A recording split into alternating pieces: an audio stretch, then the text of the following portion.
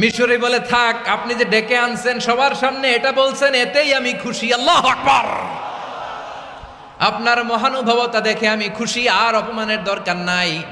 ওমরে ফারুক বলে, না, খবরদার, এই কথা মিশরি তুমি বলো না, মারো, যতগুলা বাড়ি মেরেছে মারো। বাধ্য হয়ে মিশরি আমর ইবনুল আসের সামনে ওনার কলিজার টুকরা সন্তানের মাথার মধ্যে বাড়ি মারতে আরম্ভ করলেন।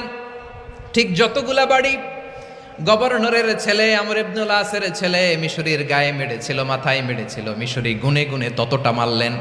এই দৃশ্য দেখে ওমরে ফারুক রেগে মেগে আগুন, রাগের চোটে রাগ সামলাতে না পেরে, আর নিজেকে সামলাতে না পেরে মিশরিরে বললেন, ছেলেরে মারা শেষ হয়ে গেলে এবার বাবার টাক মাথার মধ্যে কয়েকটা বাড়ি মার।